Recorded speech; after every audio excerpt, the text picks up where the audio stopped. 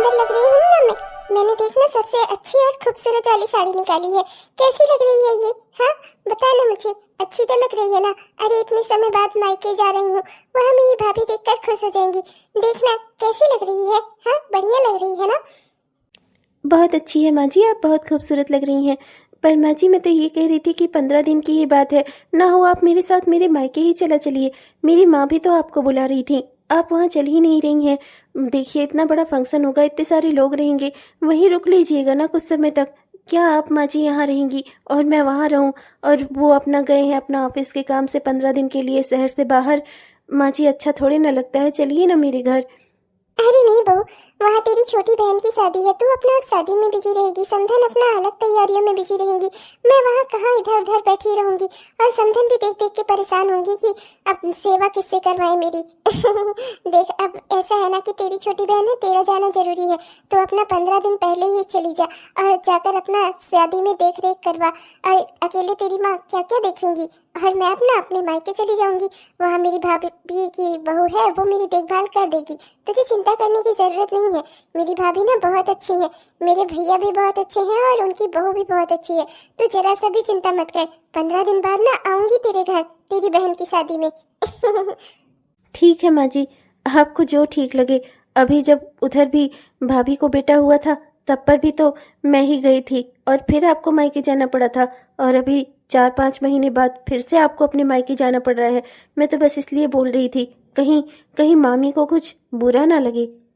अरे नहीं नहीं, तेरी मामी और मेरी भाभी ना बहुत अच्छी है, वो मेरा बहुत ख्याल रखती है। अरे एसी वाले कमरे में बिठाती है और घर में जो सबसे अच्छा होता है ना वो खाना मुझे खिलाती है। हाँ। तो चिंता मत कर, वहाँ मेरी अच्छे से देखभाल हो जाएगी। और वैसे भी अभी 3-4 महीने पहले भी तो मैं गई थी, तो कितनी सेवा करवाई थी उन्होंने अपनी बहू से मेरी। तो चिंता मत कर। ठीक है माँ जी, आप कहती हैं तो फिर ठीक है, मैं आपका सामान गाड़ी में रखवाए देती हूँ। राम राम सीताराम। हे भगवान, कितनी जल्दी सुबह हो जाती है, धूप सर पर चढ़ाई। बताओ तो जरा, बहू, ओ बहू, जरा यहाँ आना तो। जी मम्मी जी। बहू, आज ना मेरा समोसे खाने का मन हो रहा है, तो एक काम कर, बढ़िया से चटक चटक वाले समोसे बना ले, साथ में वो हरी लाल वाली चटनी बना ले, और हाँ बढ़िया सा गरम गरम चाय बना ले। हाँ उसके बाद सब लेकर आ। आज ना मेरा फुल एंजॉय करने का मूड हो रहा है, दिन भी बहुत अच्छा है और तबीयत भी बहुत हल्की है। बैठकर टीवी देखूंगी और समोसा चटनी खाऊंगी, चाय पीऊंगी। ठीक है बहू? जी अच्छा माँ जी, अभी बना लाती हूँ। और हाँ माँ जी, थोड़े एक्स्ट्रा भी बना लेती हूँ। माँ जी वो बुआ का फ़ोन आ रहा था, आपने उनका फ़ोन नहीं उठाया, तो उनकी बहू सृष्टि ने ना मेरे पास फ़ोन किया था। उसने मुझे बताया है कि मैं इनको स्टेशन भेज दूँ। बुआ आज घर आ रही हैं, 15 दिनों तक यहीं रुकेंगी। क्या है ना कि वो क्या कहते हैं, करण भैया ऑफिस के काम से कहीं बाहर गए हुए हैं, और सृष्टि को अपने बहन की शादी के लिए अपने मायके जाना पड़ रहा है। माँ जी से उसने कहा अपने मायके चलने के लिए, पर वो तैयार ही नहीं हुई, तो वो अपने मायके मतलब यहाँ आ रही हैं। तो उसने कहा कि मैं इन्हें स्टेशन भेज दूँ, ये जाकर बुआ को लिवा लाएंगे। तो मैंने इन्हें स्टेशन भेज दिया है। अब अच्छा है, ढेर सारे समोसे बना लेती हूँ, आज फुल एंजॉय होगा। बुआ भी आ रही हैं, कितना अच्छा लगेगा। किससे पूछ कर तूने मेरे बेटे को स्टेशन भेजा उस बुढ़िया को लाने के लिए? वो बुढ़िया घुसट, उसकी टांगे नहीं टिकती अपने घर में, कब्र में ही जाएगी सीधा। वो रोज पूछ उठाकर मायके दौड़ी रहती है। बताओ तो जरा, ये कोई उम्र है उसकी मायके घूमने की? हाँ नहीं तो अरे अपने घर रहना चाहिए ना। अब बताओ, सेवा लेने के लिए अपने मायके दौड़ी चली आएंगी, और तू बेवकूफ कहीं की, मेरे बेटे को इतनी धूप में भेज दिया तूने उस बुढ़ी को लाने के लिए। अरे रोज रोज उसका मायके आने का मन करता है। अरे इतनी सारी सुख सुविधा देगी ना तो वो कहीं जाएगी ही नहीं। अब एक काम कर, कैंसिल कर समोसा वमोसा, कुछ नहीं बनेगा। मैं अपना चलकर बैठ रही हूँ, कह दूंगी मेरे सर में दर्द है, और तू भी अपना जो दाल भात सुबह वाला बचा है वही वही दे देना उस बुढ़िया को, खाए वही मरे अपना। माँ जी ये क्या कह रही हैं आप? अभी तो दोपहर के 12 बज रहे हैं, बुआ को आते आते शाम के 4 या 6 भी बज सकते हैं। उस टाइम मैं उन्हें सुबह का बना हुआ दाल चावल परोसूंगी। माँ जी उन्हें कैसा लगेगा? माँ जी इतना गलत व्यवहार में किसी के साथ नहीं करना चाहिए। आपको भी बुआ के बारे में इतना अनाप शनाप नहीं बोलना चाहिए। इसी घर की बेटी हैं वो, यहीं पल पोस कर बड़ी हुई हैं। आप तो इस घर में बहू बनकर आई थी, पर वो तो इस घर में पल पोस कर बड़ी हुई हैं। ये घर उन्हीं का था माँ जी, आप उनके साथ इतना गलत व्यवहार क्यों करना चाहती हैं? मत करिए ऐसा माँ जी। बुआ जी तो इस घर की बेटी है, बेटियों का भी तो मायके में अधिकार होता है ना, हक होता है ना। यहाँ आकर क्या उन्होंने कोई गलती कर दी है? और वो कितने दिन यहाँ रहने ही वाली हैं, बस 15 दिन ही तो। चुप, बढ़िया आई है मुझे सिखाने। तो मेरी सास है या मैं तेरी सास हूँ? तो वो करेगी जो मैं कहूंगी या मैं तो वो करेगी जो तेरा दिल करेगा। समझ एक बात को अच्छे से, मैं तेरी सास हूँ, समझी? और आइंदा से मेरे किसी भी बात के खिलाफ कोई आवाज मत उठाना। बुढ़िया जब देखो तब पूछ उठाकर मायके चली आती है। उसकी यहाँ मैं सेवा और देखरेख कराऊं? पिछली बार करवा दी थी तो उसका नतीजा ये हुआ कि 4 महीने में भी फिर से आ रही है। इतना दौड़ दौड़ कर मायके आने की क्या जरूरत है उसको? पड़ी नहीं रह सकती थी अपने घर में? बहुत हो गया। अब जो मैं कहती हूँ ना तुझे वैसा ही करना होगा। और अगर तूने मेरी बात नहीं मानी ना तो अपने बेटे से शिकायत लगाकर ना तुझे तेरे मायके छुड़वा दूंगी। लेती रहना वहीं पर अपनी भाभी से अपना मायके में लड़कियों का अधिकार। हाँ, मेरी बात कान खोल कर सुन ले। अब से इस घर में ना 15 दिन तक, जब तक वो बुढ़िया यहाँ रहेगी, ना तो अच्छा कुछ बनना है और ना ही कुछ अच्छा खाया जाएगा।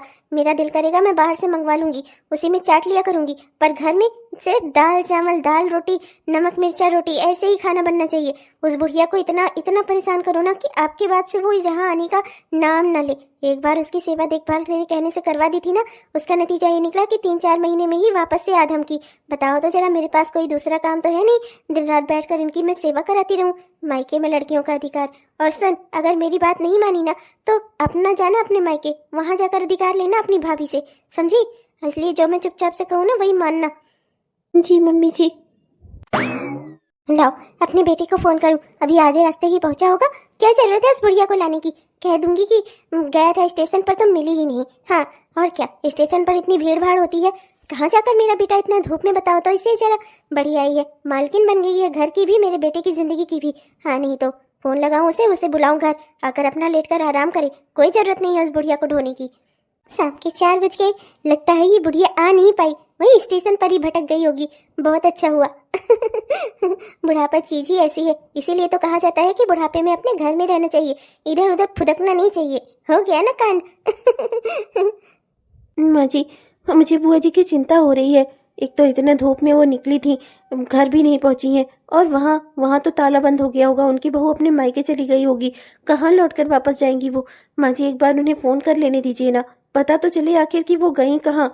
माँ जी बाद में बहुत दिक्कत हो जाएगी, समझने की कोशिश करिए। बुढ़ापे की इंसान है वो, कहीं रास्ता वास्ता भटक गई या भूल भाल गई तो कहाँ की कहाँ भी पहुँच सकती हैं। माँ जी समझने की कोशिश करिए। अगर किसी ने लूटपाट के इरादे से उन्हें मार वार दिया तो अरे सोचिए माँ जी, उनके साथ कुछ गलत भी हो सकता है। माँ जी प्लीज मेरी बात मानिए, इस घर की बेटी है वो, और सबसे पहले एक इंसान है। चुप कर, बढ़िया ही है, इंसान है। अरे इंसान है तो क्या से अपने घर में रहना चाहिए था ना? क्या सोचकर मेरे घर आ रही थी? अच्छा ही हुआ रास्ते से ही कहीं चली गई, मजा आ गया। अब ना तो कभी यहाँ रहेगी अपने घर में और ना ही तो कभी यहाँ आ पाएगी। अरे बहू, ये शाम के 6 बजे कौन आ गया? मेरा बेटा तो घर में ही है, अब कौन आया होगा? मुझे लगता है शायद बुआ जी आ गई।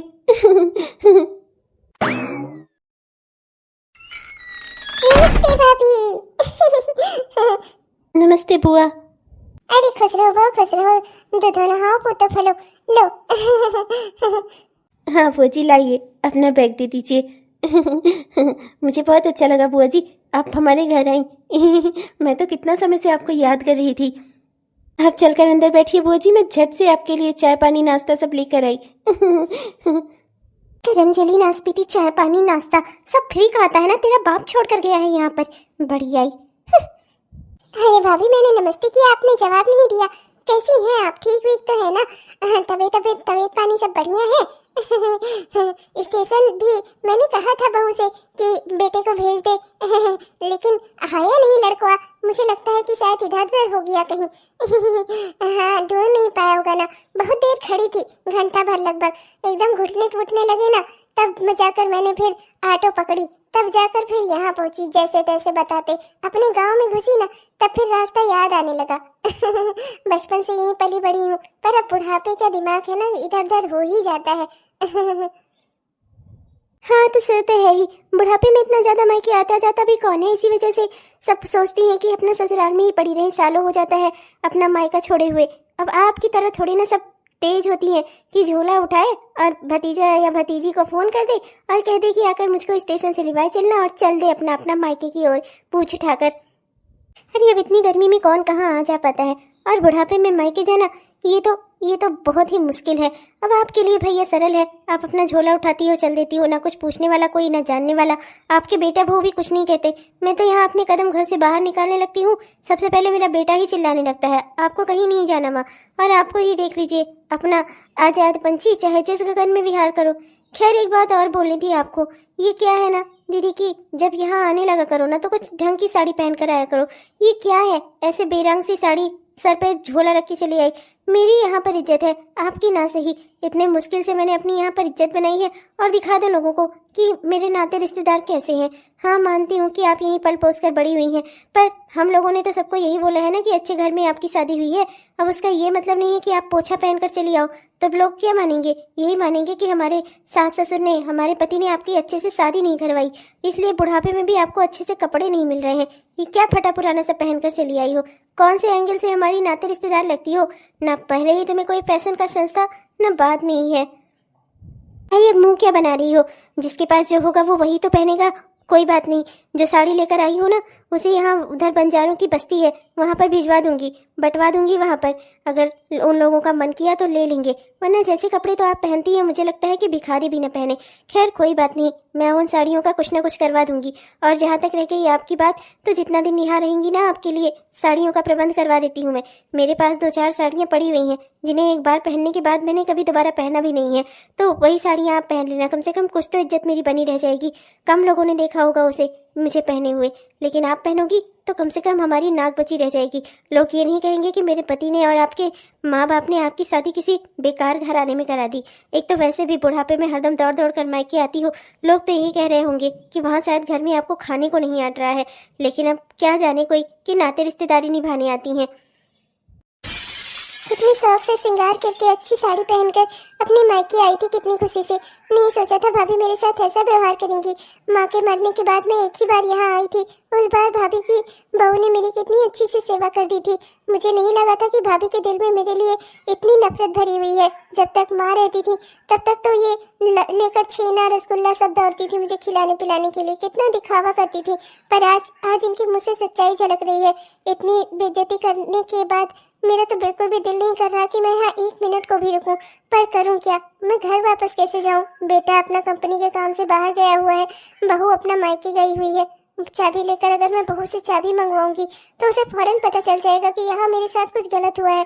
वैसे भी वो चाहती भी नहीं थी कि मैं यहाँ पर आऊँ, वो तो मुझे अपने साथ अपने मायके ले जाना चाहती थी, पर मैं ही जिद करके अपने मायके आ गई।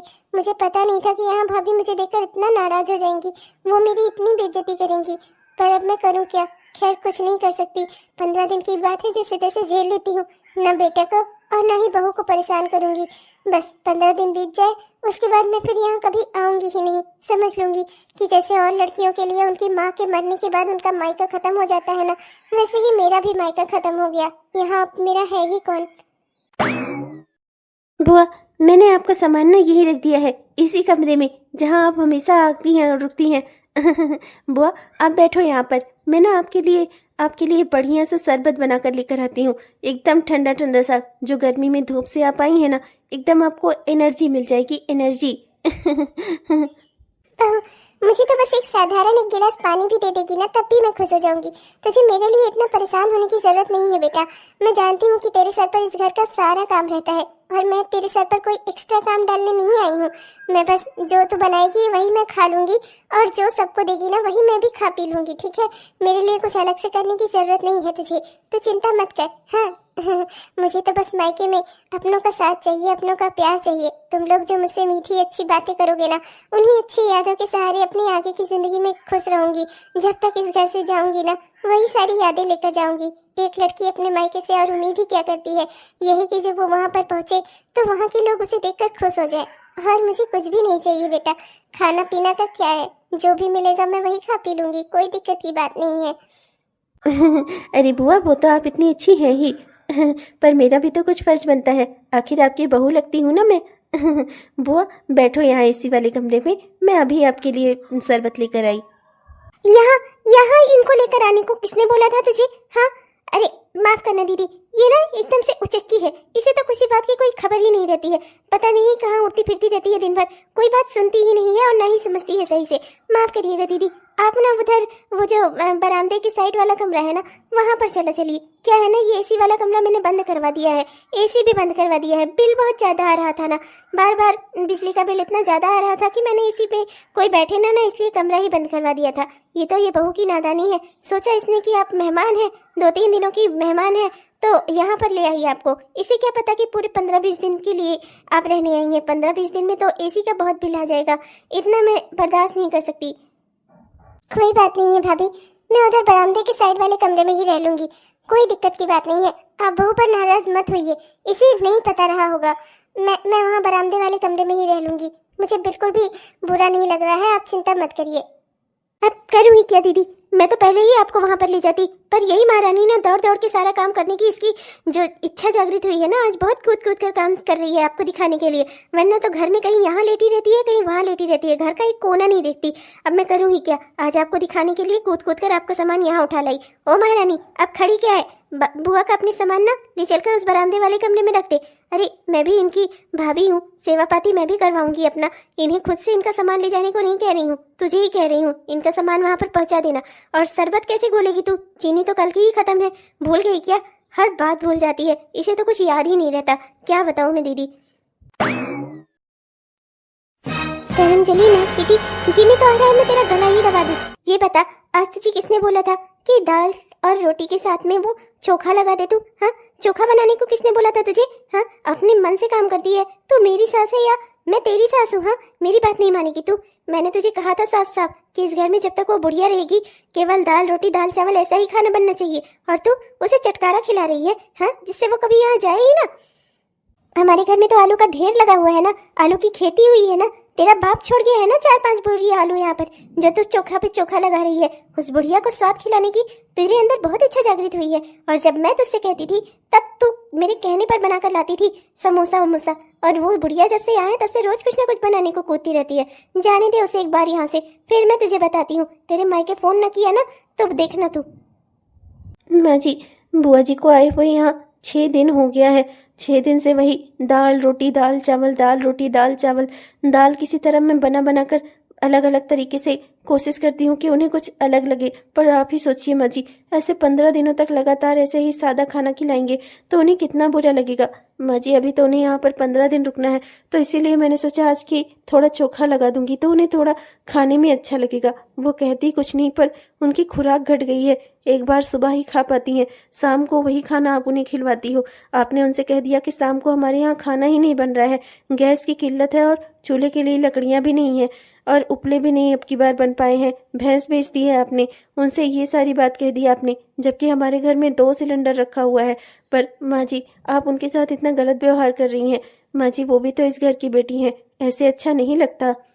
तेरे अच्छा बुरा लगने का ना मुझे कोई फर्क नहीं पड़ने वाला है, मुझे जो अच्छा लगता है ना मैं वही करूंगी, समझी।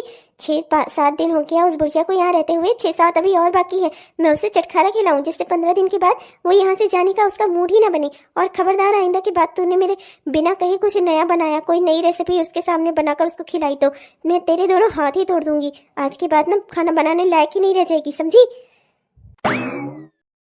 राम सीता राम सीता राम सीता। बेचारी बुआ जी, मैं समझ सकती हूँ, मैं भी तो एक बेटी हूँ। अगर मैं वापस अपने मायके जाऊँ, मेरी भाभी मेरे साथ ऐसा ही व्यवहार करें तो मुझे कितना दुख होगा। ये भी इस घर की बेटी हैं, पर आज ये घर इनके लिए कितना पराया हो गया। गर्मी के इतने बड़े बड़े दिन होते हैं, बुआ जी अपना यही सीताराम लिखकर सीताराम बोलकर अपना काट देती हैं। जैसे ये यहाँ पर 15 दिन अपना काट रही हैं ना, मैं ही जानती हूँ। माँ जी इनके साथ इतना गलत व्यवहार करवा रही हैं ना कि मैं क्या ही कहूँ। माँ जी तो अपना ये दुनिया संसार छोड़कर चली जाएंगी एक दिन, पर जब मैं अपना लोगों से व्यवहार बनाने चलूंगी, जब मैं अपना व्यवहार रखूंगी, तो बुआ जी के साथ जो बर्ताव किया गया है यहाँ पर, वो यही बुआ जी जाकर अगर अपनी बहू को बताएंगी तब वो मेरे साथ कैसे जुड़ पाएगी। क्या सोचेगी वो मेरे बारे में कि जब वो यहाँ पर आई थी तो मैंने उसकी सास के साथ इतना गलत व्यवहार किया था, तो कैसे वो मुझसे व्यवहार रख पाएगी। माँ जी हर किसी से, हर नाते रिश्तेदार से व्यवहार खत्म करवाती हुई चली जा रही हैं। बस ले देकर केवल उनकी बेटी से व्यवहार बनाकर रखो, ज्योति से व्यवहार बनाकर रखो। माँ जी की तो बस यही एक इच्छा है। अरे ये भी तो इस घर की बेटी हैं, दोनों बेटियों के साथ इतना दुर्व्यवहार। बुआ जी, अरे हाँ बहू बोल ना। कुछ कहने आई है क्या बेटा? बुआ जी वो मैं कहने आई थी ना कि आपको याद होगा ना हमारे वो नहर के किनारे वाले खेत, मैंने सुना है ना वहाँ महुआ के जो पेड़ लगे हैं ना, खूब सारा महुआ गिरा है और वो गांव वाले सब वहाँ पर महुआ बीनने के लिए आते हैं। तो मैं कह रही थी हम लोग भी चलते हैं, आपको भी तो कितना समय हो गया अपना खेत वेत देखे। चलिए ना दोनों सास बहू साथ में चलते हैं, बुआ सास और बहू। हाँ चलकर महुआ बीन लाती हूँ और लाकर ना उसके थोड़े गुलगुले बना लेती हूँ। क्या कहती हैं? आपको भी तो बहुत पसंद है ना महुआ के गुलगुले। अरे हाँ बहू, मुझे भी बहुत पसंद है और खेतों पर गए हुए भी बहुत समय हो गया है। तो जानती है वहाँ नहर के किनारे वाले खेत पर ना मैं और तेरे ससुर जी, भैया मतलब मेरे, हम दोनों वहाँ पर खेलने जाया करते थे। एक बार तो मैं खो गई थी, फिर भैया को ना खूब मार पड़ी थी। चलना बहुत दिन हो गया है सच में, अपने दिन याद आ जाएंगे बचपन में। घूम आती हूँ थोड़ा सा, ये तो तूने बहुत ही अच्छी बात कही। चल चलते हैं फिर। हाँ हाँ, जब देखो तब इन महारानी का मन ना घुमंटा मारने को ही कहता रहता है खेतों पर जाएगी। अभी खेतों पर से सब्जी तोड़ कर लाने को कह दो ना तो इसे मौत आ जाएगी। महुआ बीनने जाएंगी वहाँ नहर वाले खेत की ओर। इतना समय है तेरे पास? हाँ, वहाँ से लौटते लौटते तुझे सामने ही हो जाएगी। कहीं नहीं जाने की जरूरत है, समझी? घर पर रह। और वहाँ किचन पूरा गंदा पड़ा है, उसकी साफ सफाई कौन करेगा? तेरी सास या तेरी अम्मा आएगी वहाँ से अपना करने बनारस से। हाँ अरे भाभी जाने दो ना, लौट कर आकर हम दोनों मिलजुल कर करवा लेंगे किचन की साफ सफाई। वो क्या है ना कि ज्यादा देर लगाएंगे तो वहाँ शाम हो जाएगी लौटने में, और फिर तो जानती ही हो वहाँ महुआ के कितने बड़े बड़े पेड़ हैं। थोड़ा बीन लाऊंगी, गुलगुला उलगुला बन जाएगा, आप भी खा लेना। अच्छा है ना, थोड़ा बहू भी घूम आएगी अपना नहर वाले खेतों पर, है कि नहीं? और आकर काम तो होते रहेंगे। मैं तो कहती हूँ आप भी चलो, मैं आपको दिखाती हूँ कि हम और भैया कहाँ पर खेला कूदा करते थे। पहले मैं कितना उन खेतों की ओर जाया करती थी जब माँ जिंदा थी तो, और अब जब उनके जाने के बाद मैं 2 बार ही मायके ही आ पाई। आप चलते हैं ना भाभी? अब दीदी माफ करना, आप तो यहाँ 3-4 दिन के लिए हो, पर ये महारानी, इसे मैं छूट दे दूंगी ना तो फिर मेरे ही नाक में दम कर देगी। रोज ही अपना इधर उधर घूमने निकल जाएगी, गांव में बतलाने निकल जाएगी। मैं जानती हूँ अच्छे से इसे, खेतों पर जाने के बहाने गांव में घरों घरों में रुककर बतलाएगी और नाक मेरी कटाएगी। क्या है ना कि मैं बहुओं को अच्छी तरह से जानती हूँ, बहुओं को शिकंजे में करना जानती हूँ। ये नहीं कि बहुओं को छूट दे दूँ कि बुढ़ापे तक अपना मायके में डोलती रहें। हाँ नहीं तो अब देखिए दीदी, बुरा मत मानिएगा, पर वहाँ खेतों पर जाएगी तो आते हुए शाम हो जाएगी। और आप तो जानती हैं मुझे जल्दी खाना खाने की आदत है, मैं ज़्यादा देर इसे इधर उधर जाने आने नहीं दे सकती। और वैसे भी आज मेरी कमर में बहुत दर्द है, तो चलकर दवाई लगा दे महारानी, समझी? खुद तो कोई काम है नहीं, ना अपना कोई काम करो ना किसी और को करने दो। चलिए आना जल्दी, मेरे कमर में बहुत तेज दर्द है, आकर दवाई लगा जा, समझी? माफ करिएगा बुआ जी। अरे कोई बात नहीं बहू, सास की सेवा ना सबसे बड़ा धर्म होता है। तुम अपना भाभी की सेवा करो, उनकी देखभाल करो। मेरा क्या है, नहरों वाले खेत पर ही मेरा बचपन बीता है। कौन सा उससे देखने के लिए बार बार जाना जरूरी है? मैं अपना यही सीताराम करके मेरा दिन बीत जाता है, और सीताराम करके ना रात बीत जाती है। तब तक मैं सृष्टि बहू को फोन कर लेती हूँ। सुबह भी उसने फोन किया था, तब मैं फोन उठा नहीं पाई। बेकार में ही परेशान हो रही होगी मेरे बारे में। उसकी छोटी बहन की शादी है, पर उसका दिल नहीं लग रहा होगा, मैं अच्छे से जानती हूँ। मैं जरा उसे फोन कर लेती हूँ। तुम जाओ अपना, जाओ अपनी सास की सेवा करो। सीताराम गाइए राधे श्याम गाइए, सीताराम राधे श्याम सीताराम गाइए। अम्मा करती ही क्या? 2 हफ्तों के लिए ये अपना शहर से बाहर गए हुए थे, वहाँ पर रहकर अकेले करती है क्या? तो मैंने कहा कि जेठानी अपना है, वहाँ पर सेवा देखभाल करेंगी सास ससुर की, मैं अपना चली जाऊँ मायके, यहाँ घूम आऊँ, माँ से मिलाऊँ, सब लोगों से मिलाऊँ, है कि नहीं माँ? माँ जी, ज्योति दीदी तो आ गई हैं, तो अब ना मैं कुछ अच्छा सा बना लेती हूँ। मटर पनीर की सब्जी बना लेती हूँ, पूड़ी बना लेती हूँ, खीर बना लेती हूँ, है कि नहीं? कुछ अच्छा खाने को बना लूँ। ज्योति दीदी आई हुई हैं। नहीं, कुछ अच्छा बनाने की जरूरत नहीं है। मुझे अच्छे से पता है कि तेरा अच्छा खाना बनाने का मन क्यों कर रहा है। बस एक बात अच्छे से समझ ले, तू कोई अच्छा खाना इस घर में नहीं बनेगा। कल दाल चावल बना था, आज दाल रोटी बना कर रख दे, जिसके दिल में आएगा सो खाएगा। मेरा और मेरी बेटी का हिस्सा मत बनाना, हम दोनों अपना अलग खाएंगे। मैं अपना अभी कुछ ऑनलाइन मंगवा लूंगी और मैं और मेरी बेटी अपना खा लेंगे। हाँ, तुम्हें ना हम दोनों की चिंता करने की जरूरत नहीं है। और उस बुढ़िया को ना, अपनी बुआ सास को दे देना वही अपना दाल चावल दाल रोटी बना कर, समझी? कुछ अच्छा खाना बनाने की जरूरत नहीं है घर में। माँ मैं तो पिज्जा बर्गर खाऊंगी, आप भी बता देना आपके लिए क्या ऑर्डर करना है। वैसे माँ ये तो अच्छी खबर दी आपने कि बुआ आई हुई हैं, जब जाने लगेंगी तो कम से कम 500 रुपये तो देकर ही जाएंगी, हर बार की तरह। मैं भी यहाँ पर हूँ तो 500 तो मिलेंगे ही मुझे। अच्छी समय पे आई मैं। हाँ मेरी बिटिया, हाँ जब जाने लगेगी ना बुढ़िया, अभी 5-6 दिन बाकी है, जब जाने लगेगी ना तो मिल लेना उससे। हाँ अभी मिलने की जरूरत नहीं है, वैसे भी दोपहर में वो करती है क्या है, सीताराम बैठकर कर रही होगी, क्या करने डिस्टर्ब करना, भक्ति तो कर लेने दे उसे सुकून से। चल हम लोग ना ऑनलाइन खरीदारी करते हैं। अरे हाँ माँ, शाम को वो भी आएंगे, आपके दामाद भी। तो एक काम करते हैं, कढ़ाई पनीर और नान रोटी वोटी ऑर्डर कर लेते हैं, बढ़िया सा खाना रहेगा रात में। वो भी आएंगे, अच्छा खाना खिला दूंगी उन्हें भी। कल सुबह अपना निकलेंगे। और यहाँ पर मेरे कुछ पुराने कपड़े भी पड़े होंगे, तो वो सारे कपड़े इकट्ठा करके ना उन्हीं को दे दूंगी, अपना लेते जाएंगे वहाँ पर। हाँ वहाँ पर मेरी वो काम वाली बाई है ना जो घर में झाड़ू बर्तन पोछा करती है, उसी को दे दूंगी। यहाँ पर मेरे बहुत से बेकार कपड़े पड़े हुए हैं और यहाँ कुछ नया खरीद लेती हूँ, है कि नहीं? अच्छा रहेगा ना माँ? हाँ बिटिया, इससे तो तेरे समय भी अच्छा उपयोग हो जाएगा, तेरे समय का। चल मुझे साड़ी कपड़ा दिखा और कुछ बाजार वजार चलते हैं ना, वहाँ माल से भी कुछ शॉपिंग कर लाते हैं, है कि नहीं? बढ़िया और नए कपड़े। आप अच्छी तरह से जानती है ना कि आपकी माँ ने मुझे वो हार दिया था। अरे आज सोने की कीमत इतनी ज्यादा बढ़ गई है और मेरे घर में कभी कोई चीज चोरी नहीं हुई है, मेरे घर में कोई नौकरानी नहीं है, मेरी बहू है और मेरी बेटी है। इन लोगों के रहते हुए कभी मेरा कोई सामान गायब नहीं हुआ है और इस बार पहली बार आप आई और आपके आने पर ही मेरा हार गायब हुआ है। अभी देखिए, कल ही मैंने अपने उतार कर अपने श्रृंगारदान पर रखा था। मुझे अच्छे से पता है, जब मेरी सास ने, आपकी माँ ने वो हार मुझे दिया था ना, तभी आपने मुझसे कहा था, भाभी ये हार कितना सुंदर है, एक बार मैं हाथों में लेकर देख लूं। अब मुझे अच्छे से पता चल गया क्यों आपने ऐसा कहा था। आपको बहुत बहुत पसंद था ना वो हार, आपने चोरी कर लिया ना मेरा हार। आज के ज़माने में सोने की कीमत इतनी ज़्यादा है, इतना भक्ति का दिखावा करती हैं और कितनी लालची हैं आप अंदर से। मुझे तो अच्छे से पता था, यहाँ आने का मकसद आपका सिर्फ यहाँ रुकना नहीं है, कुछ बड़ा ही है। हाथ की सफाई कर ली ना आपने अपनी। भाभी तो सामान की तलाशी तो आपने मेरी ले ली, निकला क्या वो हार? अगर मैंने वो हार चोरी किया होता तो मेरे सामान नहीं होता ना, कहाँ चला जाएगा फिर? पर मेरे सामान से भगवत गीता की एक किताब और ये कुछ फुटकर पैसे, मोबाइल का चार्जर, मोबाइल, इसके अलावा भी कुछ निकला क्या? मैं इतना ही लेकर आई थी और इतना ही लेकर इस घर से जाना चाहती थी भाभी। न तो मैं कुछ ज्यादा लेकर आई थी और न तो इस घर से कुछ और ले जाने की मेरी कोई इच्छा थी। मैंने चोरी नहीं की है भाभी, मैं कसम खाकर कहती हूँ। भाभी, जिस हार की आप बात कर रही है ना, वो हार अगर मैंने अपनी माँ से मांग लिया होता ना, तो आपको देने के बजाय वो हार वो मुझे ही दे देती। मुझे वो हार पसंद था, पर अपने लिए नहीं, अपने भाई की पत्नी के लिए, यानी कि आपके लिए, आपके गले में देखने के लिए वो हार मुझे पसंद था भाभी। हार अच्छा लगा क्योंकि मुझे लगा कि इसे आप जब पहनोगी तो हमारे खानदान की नाक ऊंची होगी भाभी। मैंने कोई चोरी नहीं की थी भाभी, मैंने कोई चोरी नहीं की। भाभी आपने ना, लेकिन मुझ पर चोरी का इल्जाम लगाकर मुझे यूं चोर साबित करके ना आपने मेरा सम्मान खत्म कर दिया।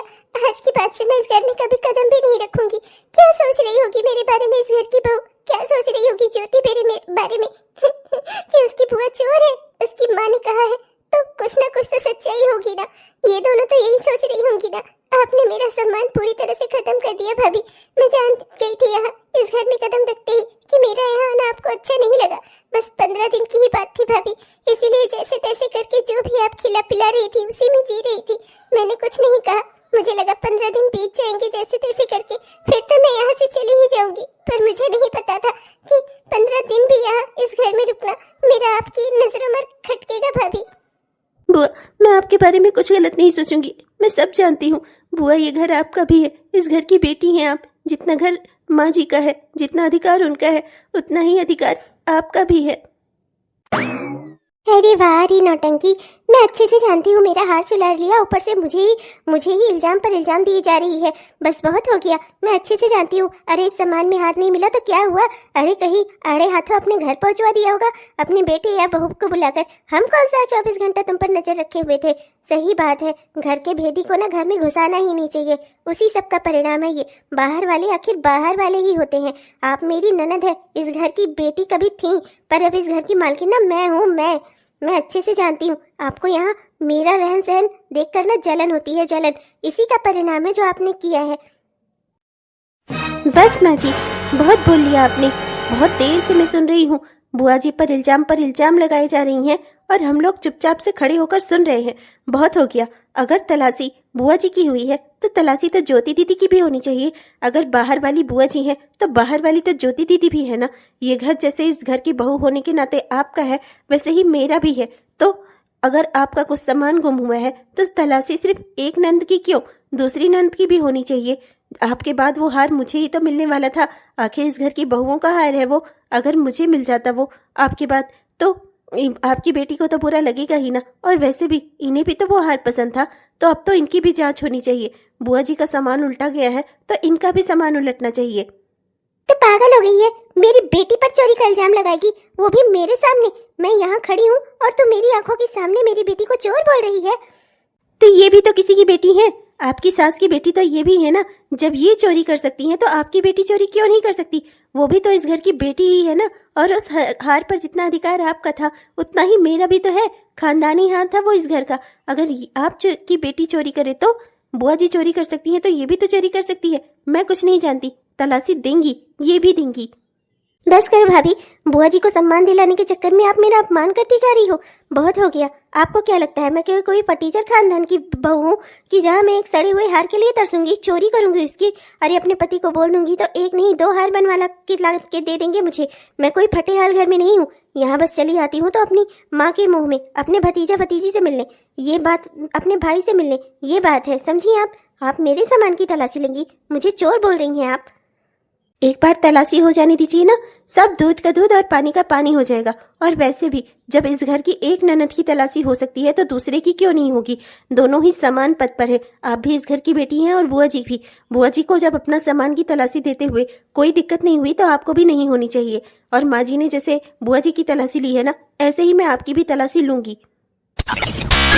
हेलो हेलो हेलो भाभी जी, नमस्ते। कैसी हैं आप? और माँ जी कैसी हैं? पापा जी कैसे हैं? बच्चे कैसे हैं? और भैया कैसे हैं? सब ठीक हैं?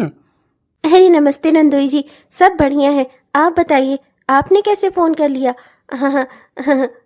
अरे भाभी जी, वो कुछ नहीं, वो क्या कहते हैं, आपकी ननद ज्योति ने ना कुछ कपड़े दिए थे पुराने, वो अपने घर की मेड को देने के लिए, और उसी में ना एक सोने का हार आ गया है।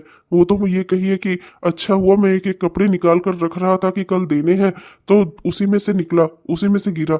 देखते ही मैं समझ गया कि कहीं कपड़े भरने के चक्कर में जल्दी जल्दी में से कहीं हार चला आया है यहाँ पर। मैंने सोचा इन्फॉर्म कर दूं। माँ जी और ज्योति परेशान हो रहे होंगे, घर वाले, आप भी परेशान हो रही होंगी। अच्छा नंदोई जी, हाँ सच में गलती से ही चला गया होगा। बहुत बहुत धन्यवाद आपका। सुबह से सच में ढूंढ रहा तो था हमने कई बार, फिर हमें लगा ही कि कहीं इधर उधर ही हो गया होगा। कोई बात नहीं, यही सोचकर सबने संतोष कर लिया कि घर ही है, जाएगा कहाँ पर। और देखिए ना, घर में ही मिला। अरे आपका घर अपना घर अलग अलग थोड़े ना है, परिवार ही तो है। और देखिए ना, मिल गया ना हार। बहुत बहुत धन्यवाद नंदोई जी। अच्छा भाभी, आप चिंता मत करिएगा, या तो भैया को भेज दीजिएगा तो माँ दे देंगी घर पे, और अगर ना हो पाए तो कोई दिक्कत की बात नहीं है। मैं अभी रात में आऊँगा और ज्योति को लिवाने, तो मैं लेता हुआ आऊँगा, मैं तब दे दूंगा आप लोगों को। ठीक है भाभी? अरे ठीक है नंदोई जी, कोई बात नहीं है, मैं कोई परेशान नहीं हूँ, कोई दिक्कत की बात नहीं है। आपका घर अपना घर एक ही बात है। ठीक है, मैं इन्हें इन्फॉर्म कर दूंगी। जाना होगा तो ले लाएंगे, नहीं तो रात को आप ले ही आएंगे, कोई दिक्कत की बात नहीं है। ठीक है नंदोई जी, मैं फोन रखती हूँ, नमस्ते। अब बोलो माँ जी, अब क्या कहेंगी आप? वो हार बुआ जी के पास तो नहीं निकला, पर आपकी बेटी ने उसे भरकर अपने ससुराल में पहुंचा दिया। आप क्या कह रही थी कि बुआ जी ने अपने बेटे के हाथों अपने घर पहुंचा दिया होगा। अब कौन चोर है असलियत में, बताइए आप मुझे। भाभी, मैं सच कह रही हूँ, मैंने चोरी नहीं की। वो हार गलती से ही चला गया होगा। मैं क्यों चोरी करूंगी भला, वो भी अपने ही घर में, अपने ही मायके में। मायका लड़की का अपना ही घर तो होता है। अपने एक घर से सामान दूसरे घर में मैं क्यों ले जाऊंगी, क्यों भेजूंगी? यहाँ जो कुछ भी है मेरी माँ का है, भैया का है, आपका है। मैं क्यों खुद चुराऊंगी भाभी? मैं सच कह रही हूँ। मैं यहाँ सिर्फ आप लोगों के प्रेम में आती हूँ, आप लोगों से मिलने आती हूँ। हाँ, आप अच्छा बनाकर खिलाती हो, मेरी सेवा देखभाल करती हो, इस बात की लालच है मुझे, पर रुपया पैसों की, धन दौलत की नहीं। मैं कुछ यहाँ से चुराने नहीं आती। बहू, तो मेरी बेटी पर इल्जाम मत लगा, ये सच कह रही है। बिस्तर पर मैंने ही सारे कपड़े इकट्ठा करके रखे थे और मैंने ही थैले में डाले। गलती से उसमें वो हार चला गया, पर अब तो हार मिल गया है ना, चिंता मत कर। देख बहू, मेरी बेटी पर चोरी का इल्जाम मत लगा, इसमें ज्योति की कोई गलती नहीं है। दीदी मुझे माफ़ कर दीजिए, मुझसे गलती हो गई, मुझे आप पर इल्ज़ाम नहीं लगाना चाहिए था, पर घर में हार मिला नहीं तो बस मुझे लगा कि आपने ही। क्यों माँ जी, अपने पे आई तो आपको बहुत बुरा लगा। ज्योति दीदी को मैंने चोर कहा तो आपसे बर्दाश्त नहीं हुआ। और बुआ जी, इनकी माँ जिंदा नहीं है तो आप इन्हें कुछ भी कहोगी? ये भी तो इसी घर की बेटी है। माँ जी, आप तो अपना एक दिन इस दुनिया से चली जाओगी। आपके जाने के बाद मुझे 4 लोगों से व्यवहार बनाना है, और आप मेरा कहीं नाते रिश्तेदारी में व्यवहार बनने ही नहीं देती। आपके इन्हीं दुर्गुणों की वजह से ना आज तक मेरा कोई किसी से व्यवहार नहीं हो पाया है, क्योंकि आप तो सबके घरों में जाकर रहना चाहती हो, सबकी बहुओं से सेवा लेना चाहती हो, मगर आपके घर में कोई आ जाता है ना तो आपको बहुत बुरा लगता है। आप उसके साथ इतना गलत व्यवहार करती हैं कि दोबारा वो आपके घर में ना आए। तो माँ जी, ऐसी कौन सी रिश्तेदारी है जो इस तरह से चलेगी? आप किसी को मत बुलाइए और आप सबके घर में जाइए। ऐसे कौन से रिश्तेदार होंगे माँ जी?